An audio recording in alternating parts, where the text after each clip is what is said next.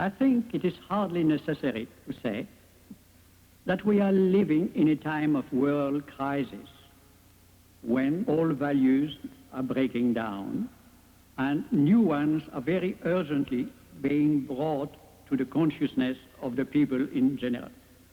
And definitely, I think that this is a particularly sensitive and significant place to discuss the possibilities ahead for mankind, for during the last 10 years, much has happened here, which has spread through the whole world and has now initiated here new developments of one kind or another. Now, when a culture or a society is facing a crisis of transformation because it has reached a point in its total development when such a crisis is possible, it becomes also possible for an ever larger number of individuals to enter upon the path of self-transformation. And it is this possibility that we want to discuss here tonight. Now, the possibility is not merely the possibility of becoming a bigger and better man, woman, a freer woman, but to become really, what I say, more than man, to reach a transhuman state of evolution which is ahead of us and which we can reach if we are willing to do what is necessary to do it. Now, most people today, even the people who are intent on revolution, psychological or otherwise, I'm afraid do not understand fully the possibility. And astrology can help us. It can help to clarify, to make clearer, to make more conscious what this possibility of transformation implies for a particular person, you and I. And it can help us to show the way how to go about actualizing that possibility. Now, the first thing that you have to try to realize, because we want to be clear and methodical about it, is to understand what is to be transformed. And so we have to start from the beginning. And the beginning is birth. Birth, as I have often said, is emergence into an open environment. When the embryo is in the womb, it is not in an open environment. And one of the essential characteristics of an open environment is that you can breathe, that you can exchange air. Air, as far as we know, at least in this planet of ours, air is the soul of the biospheric environment. It is that which establishes and symbolizes the unity of all lives.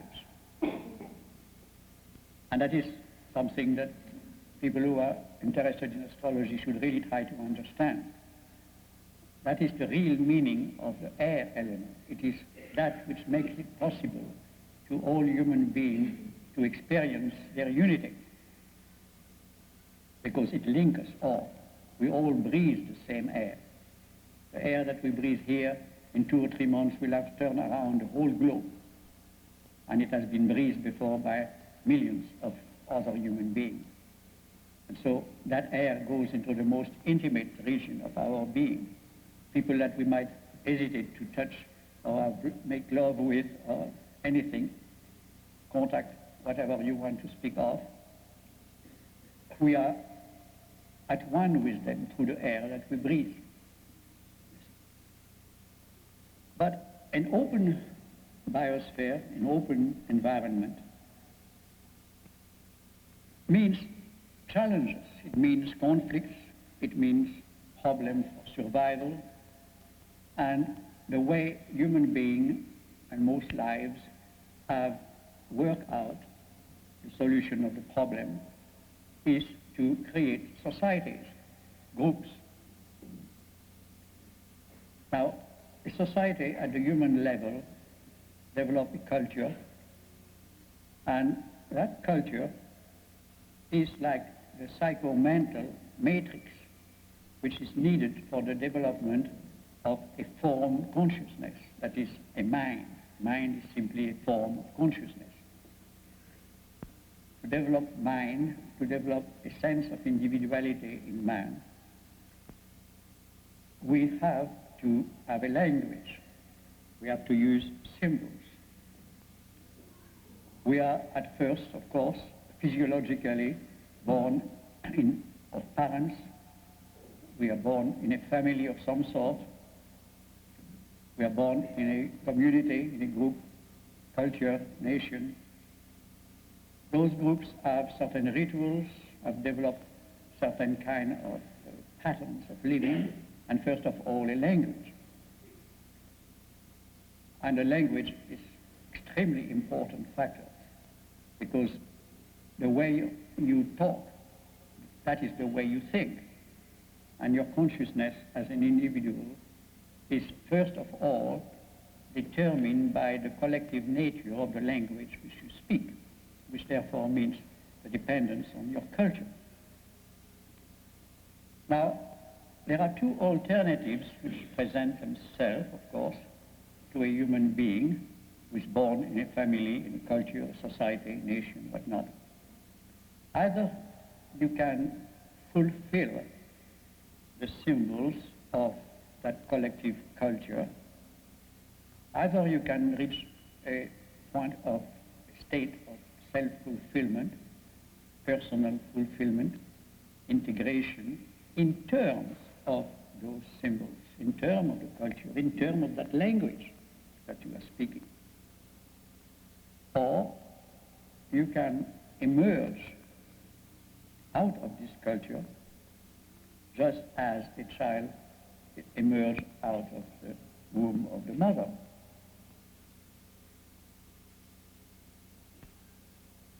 There is therefore a second emergence into real individual living and consciousness, which brings you in touch with a still more open universe.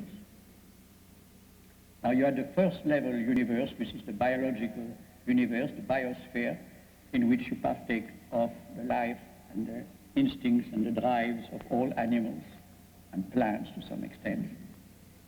Then you have the social, cultural level of activities and consciousness, in which you partake of the nature and the character of your society, your culture.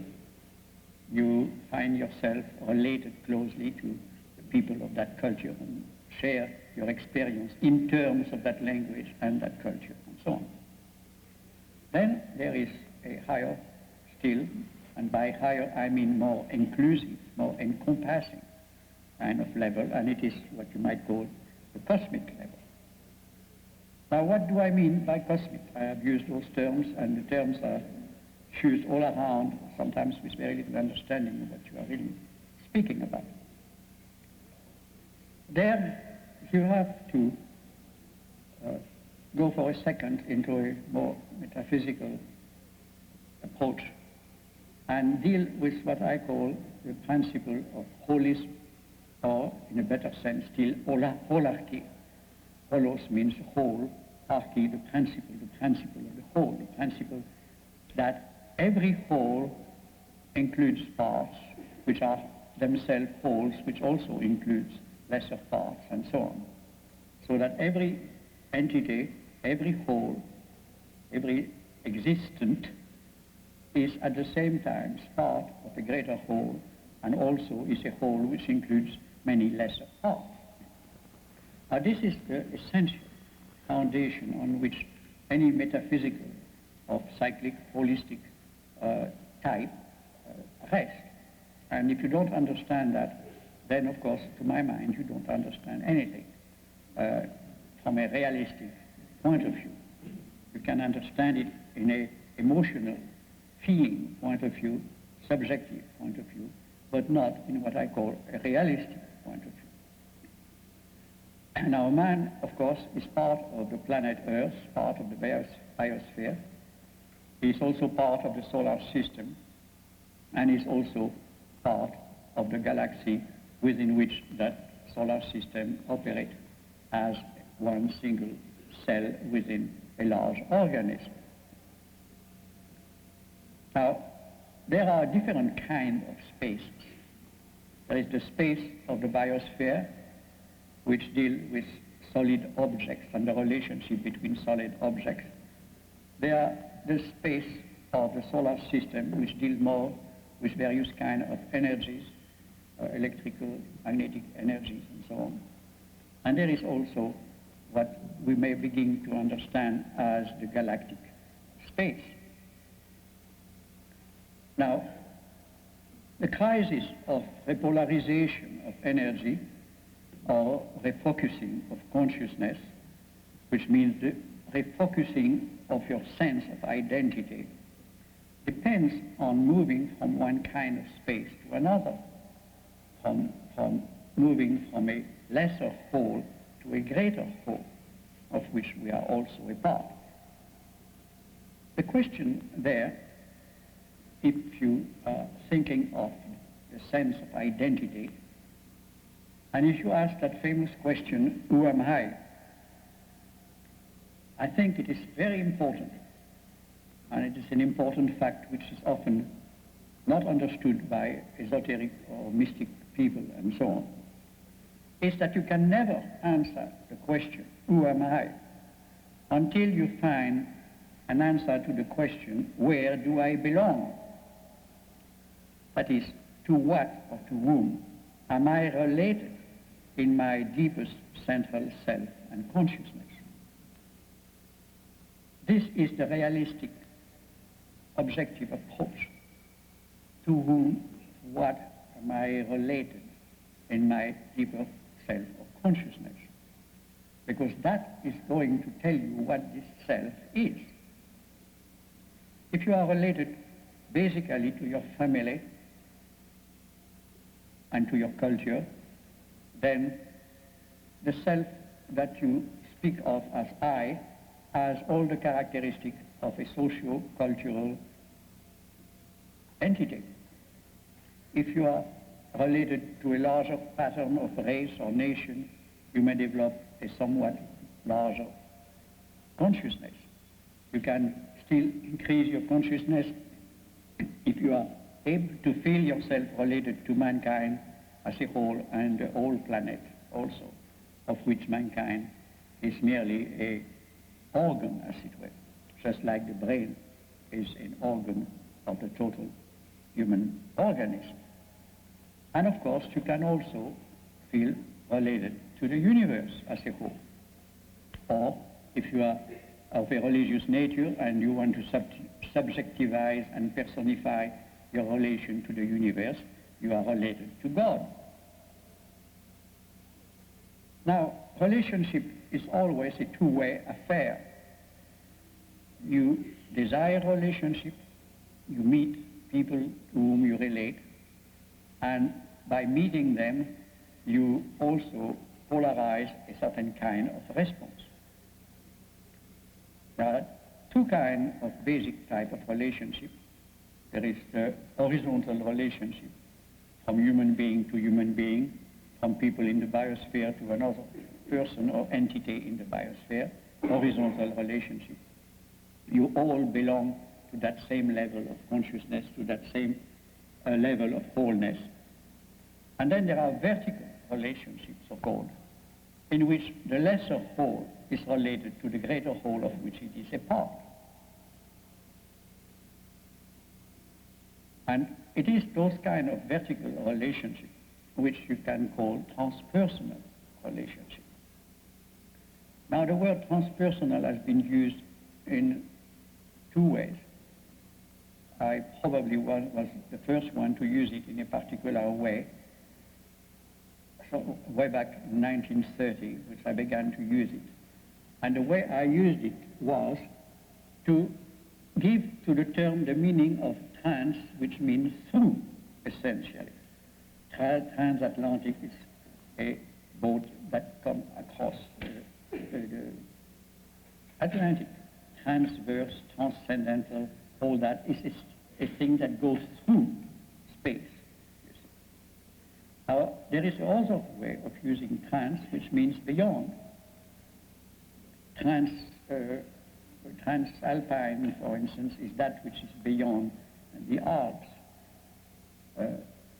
And it is that second kind of meaning, trans meaning beyond, which has become popularized recently by the Transpersonal School of Psychology, which essentially is an attempt to start from the human being and to see how that human being moved beyond its limitation into a higher, more inclusive sphere.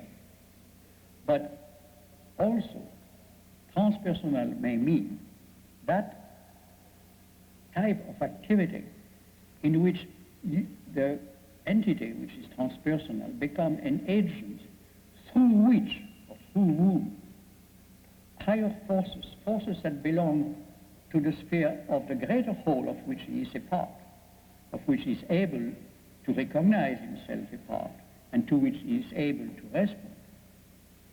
The energies of that greater whole operate through him, focus themselves through him, and affect all the people in the level in which he is operating. Now, an operation, an activity through something is something which operates through the space which separates us all in a concrete, visible, or tactile manifestation of the difference in vibratory response between us and the other person or the other entity that you are separated from. So that actually, when you speak of distance, you are really speaking of a psychological distance, or psychic distance, or vibratory difference, you see. Now, for instance, when I speak of the galactic space, I am in galactic space now. You all are. Every atom of our being is in galactic space, as well as in solar system space, as well as in biospheric space. But we do not respond to that biospheric, to that galactic space.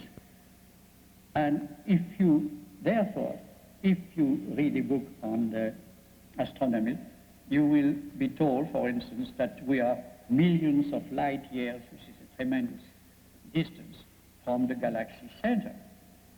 Now, all what that means is that the distance in consciousness, the distance in the possibility to actualize what is potential in your existence, that distance is very great. And we interpret it as physical distance, but actually it is a psychological, psychic, or vibratory difference, you see. We live in God, but we don't experience God. We don't know the universe as a universe, though we are in it. But you see, we are not able to let ourselves penetrated with it consciously, and we do not consciously react to the action of that universe.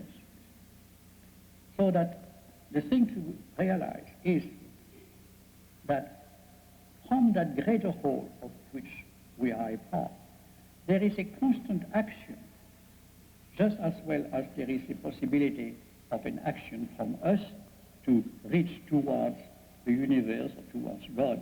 There is also an action which moves from the higher to the lower.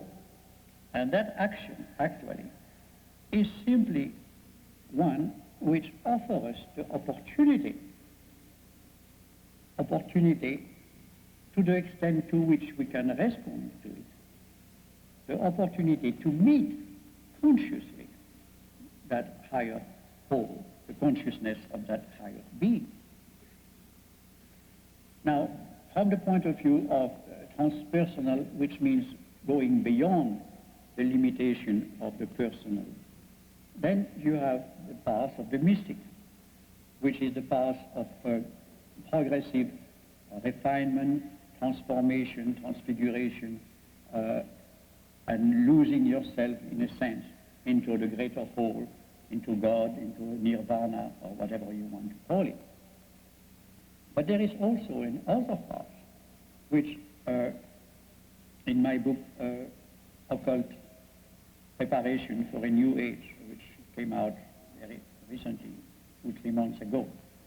And there is a chapter where I explain very clearly, I hope, the difference between the two ways. And I show that transpersonal, that going through, that focusing of the greater whole power of consciousness into the and through the little hole that we call our personality, our being, our consciousness, our mind, that focusing take the place especially in the category of human being that we call, at the highest sense, the avatars, in a lesser sense, the great creative geniuses, mankind, and also the great heroes who are at the source of all great cultures and are more or less worshipped or glorified afterwards as the founder of that particular culture, you see. Now, a person who lives in that transpersonal way, that way of focusing the highest into the biosphere, into our community, into our society, and therefore to transform that society, is a way which demands a complete surrender, as it were, of the lesser to the greater. But a surrender which at the same time doesn't mean that you are giving up the instrumentality through which that refocusing, that focusing activity of the higher into the lower can operate. So that you cannot give up your mind, you cannot give up, in a certain sense, your ego, in the larger sense of the term ego. Because if you did, then there would be nothing through which that greater self, God or the universe or the galaxy, could operate through you. So that it is like if you have a lens which takes diffuse sunlight and bring that diffuse sunlight into a sharp focus where great heat is generated, and where therefore you can burn a match or a piece of paper and so on. Well, our mind, our consciousness, our form consciousness should be like that lens, so perfectly formed, so transparent, so translucent, that through it, you see, the energy of the creative forces of the universe can operate. Now, from the point of view of humanistic astrology and humanistic psychology, the birth chart, for instance, is like a mandala of which you, as a self, is the center. But you have to realize that there are two kinds of mandala, basically. There is a mandala which has a closed center, at the center of which there is a physical entity, which has mass, volume, weight. But there are also mandalas which have an open center, at the center of which there is nothing. Shunya, emptiness, void. I don't know if you are familiar with the fact that in China, in old China, the Mandarin, the scholars and so on, each one, according to their class, had a disc of jade which represented their function and their level of operation in the hierarchy of the Chinese state. And those discs of jade had an empty center, hollow center, flat disc, with a center, hollow with a center, like a donut kind of thing. And the larger the whole, the higher was the level of the scholar. Now,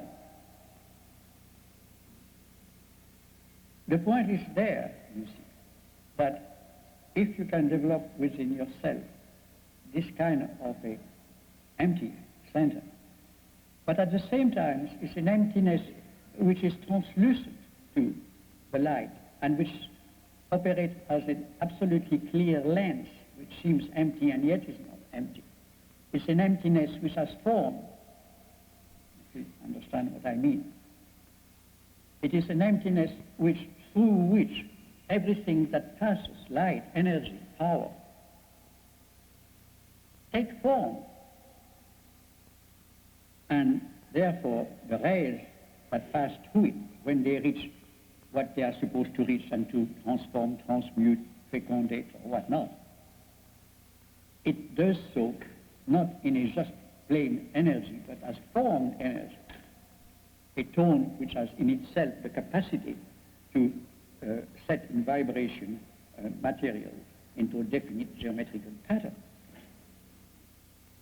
Now, there is, of course, a great deal of danger in that kind of approach, that transpersonal approach, because it is very easy sometimes to fool oneself and to think that you are very open, and you are open to the highest and God and light and whatnot.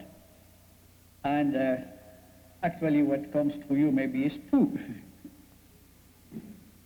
It is very difficult sometimes to differentiate yourself between being a medium and being a genius.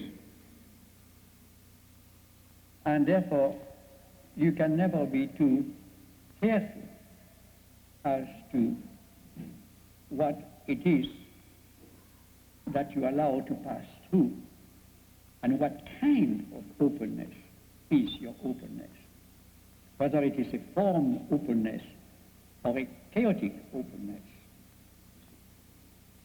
an openness which is creative of meaning and not creating of confusion.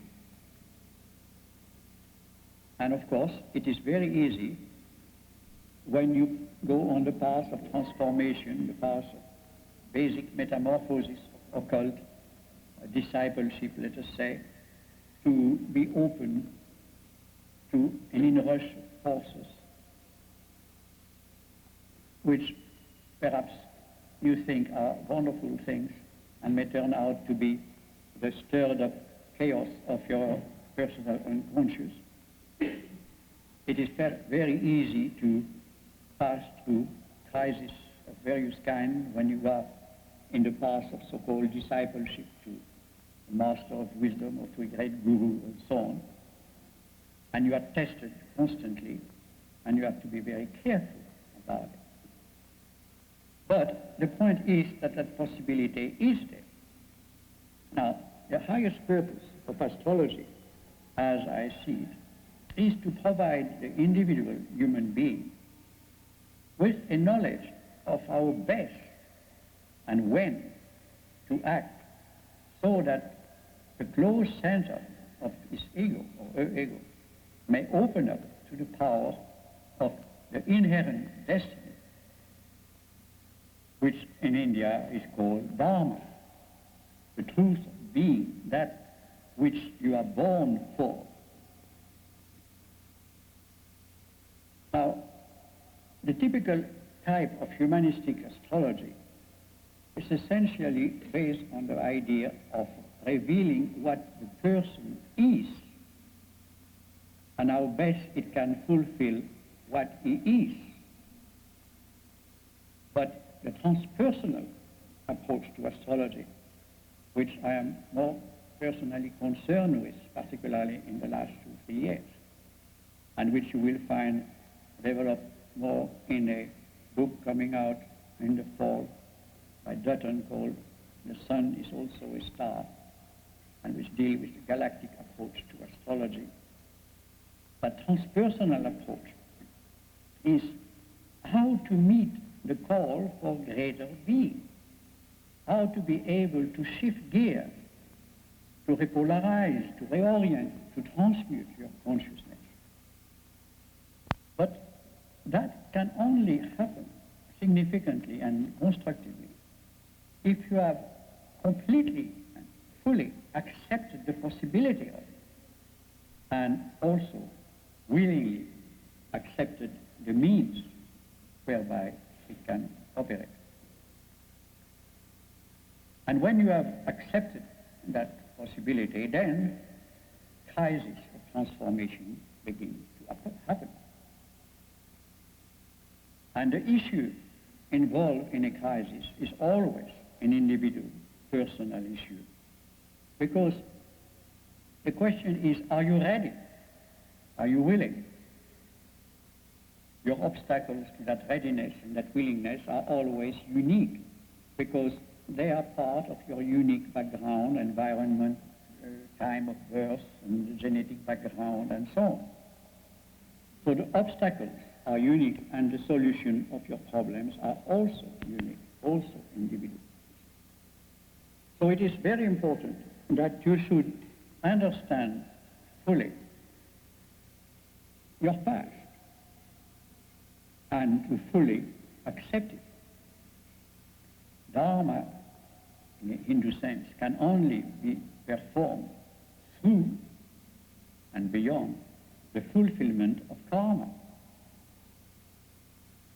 You are faced at birth with a tremendous amount of unfinished business. Call it, if you want, the karma of a past incarnation. If you want to personalize things, call it the karma of the race, call it the karma of the universe, call it whatever you want. The fact is that you are born at a certain point because there is a need for somebody to be born at a certain point.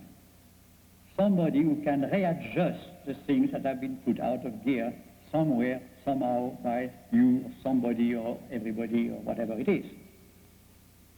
But there is a need, and therefore you have a purpose in life. That purpose is to fill that need. But in doing that, you have to be able to meet that past, to meet the conditions that are involved in that need. And therefore you have to be able to reach and fulfill your karma. Now, everything in the chart can be used for transformation. It can be used for the transformation of yourself. It can be used for the transformation of your capacity for relationship, the transformation of the quality of your relationship, which involve other people. And of course, at the limit, it can be used to transform the culture from which you have emerged or are emerging, and which gave you the very tools which you need for that individualization and that so-called liberation. And as I say, the first tool that the society has given you and that you must respect and understand is your language. Now, what is needed, therefore, on that path of transformation is not personal happiness as such. It is not even exactly the fulfillment of your nature in a biospheric, biological sense. Because it may be that you are born for a purpose which involves frustration as a necessity for fulfilling your Dharma. All what is essential on that path is that you reach the capacity to effectively focus power so that you can act when action is needed and the way action is needed. An old friend of mine, a great Hindu teacher, once said that the spiritual life is very simple. You think only the necessary thing, you feel only the necessary thing, and you do only the necessary act. Very simple, but very difficult. Now, the sins of omission are very often far more important than the sins of commission. It is not so much what you have done which troubles you, but it's what you have failed to do. What you didn't do at a time when it was necessary for you to do it. You haven't done it because you were afraid, because you clung to comfortable, the familiar, the nice, the happy, and so on. In the occult idea about the origin of evil in our planet, it is said that the reason why in Atlantis the problem developed between the so-called white and black magician and so on was that previously to that, spiritual entities which had reached the point in their cosmic karma to incarnate into the very primitive men who were more like animals than anything else. When they look at those forms, biological forms, said, oh my God, in that, going down in that? And they said, we are spiritual, we can choose, and they refused to incarnate. And as a result, all sorts of terrible things happened. Those forms began to mate with animals, and all sorts of monsters were created. And finally, when they came again and looked at the situation, they realized that if they did really this time didn't incarnate, the thing would blow up, and it would be a horrible mess. And so they incarnated in entities, in bodies which were already, many of them, defiled and perverted. And so that was the beginning of evil on our planet. Not what they did do, but what they refused to do, because they were afraid, because they didn't like it, because they didn't think it would bring them happiness, and so on. And so you see, the life of the spiritual way, of the transpersonal way, the way of transformation, is a difficult way, and it is, as Castaneda would say in the Don Juan, the way of a warrior. And of course, if you read the Bhagavad Gita, you will also find that the symbol of man, Arjuna, is also a warrior. And when he feels suddenly very despondent because he sees that he has family people in both his camp and the opposite camp and refuse to work and to go to war and fight. And Krishna, his charioteer, said, look, this is your destiny. You are a warrior. Fulfill your Dharma. I have already killed those people. Don't worry about it. Just do what you have to do and leave the consequence of your action on me alone, me the Supreme, the Divine Being. Everything has to be a focused, effective act of transformation if it is valuable. And so it is essential for the spiritual life to have a clear mind, to have a sharp will, and to have a purposeful, meaningful capacity to focus your energy at the proper time, at the proper place, for the proper results. Now, this is the kind of things, you see, that transpersonal astrology can help to some extent, because it helps you to understand the meaning of crisis in your life and the timing of those crises, which is highly important. But if this transpersonal astrology is to be valid and not dangerous or premature, the person must have accepted the whole of his or her nature as a transforming situation.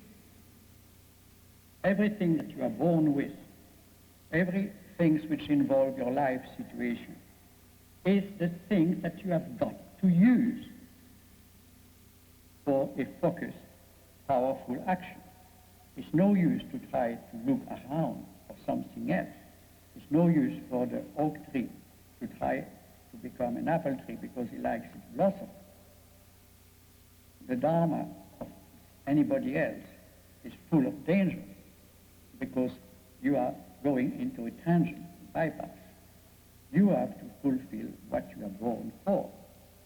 And it is in those crises, then the descent of the power will come and manifest itself.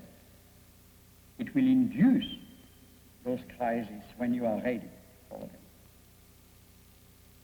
And therefore, when you are dealing with an astrological chart, dealing with that type of activity of transformation, the moment of what I call the moment of interpretation, the moment at which you, if you are a professional astrologer, the moment the patient comes to you or the client is all important for that client and for your interpretation of the chart. Because the first thing that you have to try to understand is the man or the woman ready? What can I say that will be a transforming and constructively transforming statement?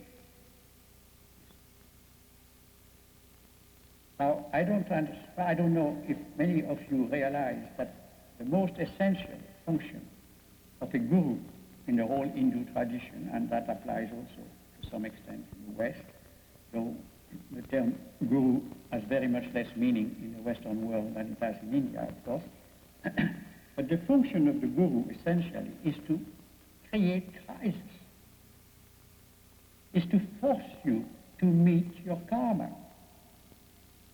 Your mind, consciousness is always, your ego is very clever in, when you find a crisis, you go around it, hoping that somehow you will escape from facing it. And so we pass our time evading issues. We pass our time trying not to face a crisis. And it is the task, the first task of the guru, to create a situation where you have got to face the crisis, to pit disciple against disciple, so that they will fight it out and show themselves in the worst possible situation, in the worst possible light, so that they will be forced to see what is wrong with them. This is the most important thing which takes place in an ashram. The rest is just clear devotion, which is very relatively unimportant. Now, if you are strong enough, life can do the crisis. If you are ready, willing, and able to face your crisis, then life will do it. And particularly when you are born at a time of collective crisis, which is pregnant with the possibility of radical transformation, then it will be very easy for life to present you with opportunity to have a crisis, you see. But it is no use either to rush into it. It's no use to court crisis, but only to be open when they come. And that is again what astrology can help doing, because particularly when you refer to the position of Uranus, Neptune, and Pluto, which are the signature, which are the words which in the cosmic language of astrology told to humanity, this is the words that you need now that you have reached a certain point where you can reach some very important crisis and opportunity in your development. And so we have reached through the development of mind, of analytical mind, empirical mind, atomistic mind, we have reached the capacity to create any number of crises.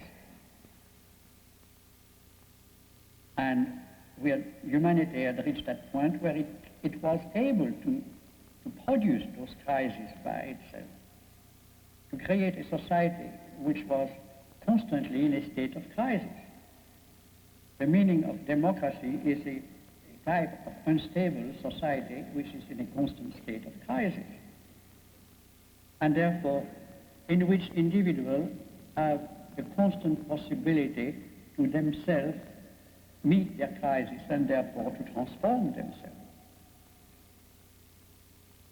Now this is the very important thing. And of course there the text issue is, what do you do with crisis? Well, most people, and if you are in a doctor and if you are in a mental institute, you know very well that when you have a serious crisis, which they interpret as psychosis or whatnot, the thing that they try to do, calm it down, remove the symptoms, make matter easier, relax, forget. Forget so well that you can go back to the same situation which created your trouble, and this time be sometimes so dumb that you can face meet it in a critical situation. You forget that it is a crisis. This is, of course, the scene of omission, which we are all performing, and our society is wonderfully performing. The thing is that a crisis should be welcomed as an opportunity for growth. That is the humanistic approach. And an opportunity for transformation, which is the transpersonal approach. So that crisis, from a Jungian point of view, will help for a deeper integration of the personality, self-fulfillment in terms of your culture, a higher understanding of your culture, but still in terms of your culture.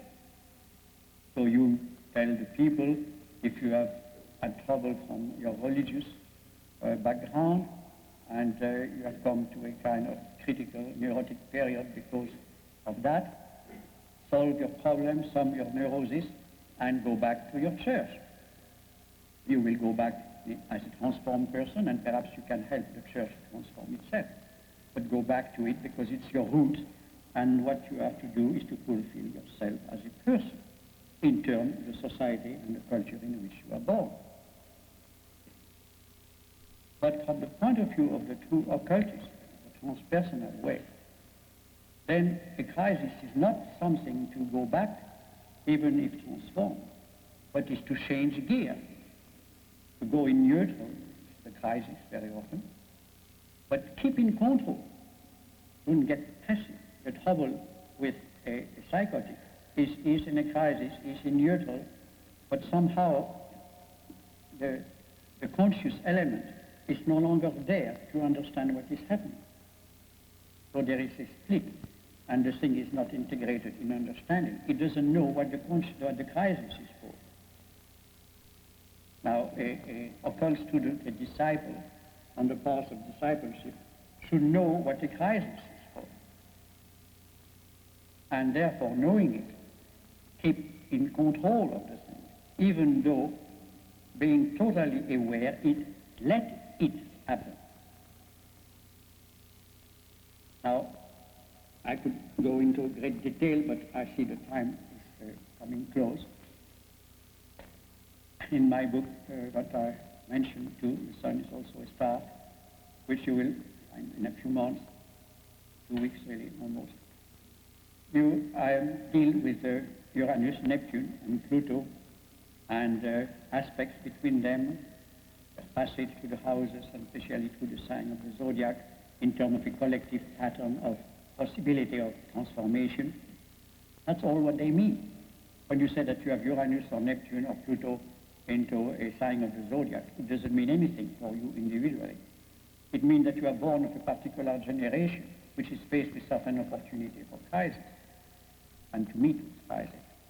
Now, the point which is individual factor has to do with the houses in which those planets and those aspects take place. The relation to the angles. It is the angles of the chart which represent you as a person, as an individual person. It is through the angles of the chart, by referring to those angles and to the houses, the position of those transforming planets, Uranus, Neptune, and Pluto, that you can understand when, how, in terms of what kind of experience you can best have crisis, most significant kind of crisis. Everything which deals with the house deals with a particular type of experience. Astrology tells us there are 12 basic kind of experience, 12 houses. When a planet is in house, it means that it is through that kind of experience that the function represented by the planet can best operate.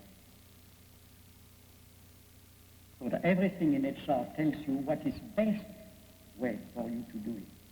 Don't try to do anything with your chart. Try to be it. This is your situation. That is what you have to deal with. This is what you have to use. But you have to use it consciously. Astrology, like Jung spoke of Tao as the conscious way. It is the conscious way. It is the way to orient yourself to what you are, to what you are born with, to what you are born as, to the events of your life, to the development of your life. It is how to deal with all that, which is what astrology will tell you. And what you see in a chart is the best way to do everything. If Mars is in the 6th house, the best way is to use your mobilization power, your power of moving forward into action and all that, to use it in terms of 6th house experience. If it means illness, well, that shows that's the way you have to reach the condition of crisis through any illness. And so what? It doesn't matter what the event is. The only thing that matters is what you do with it. Now, it is so important that you must face the existential problem realistically and avoid what is so often pseudo-mystical vagueness. It is really all very simple if you understand that the whole problem is to change frame of reference. You are bound to the type of relationship that you have made to a family, to your name, which nobody wants to change because somehow, oh, I can't change my name, you know. Because it's I. Well, it's you as long as you are connected and dependent and relying upon your family and cultural background. But the moment you cease to have that reliance and dependence, then it doesn't matter what kind of name you have.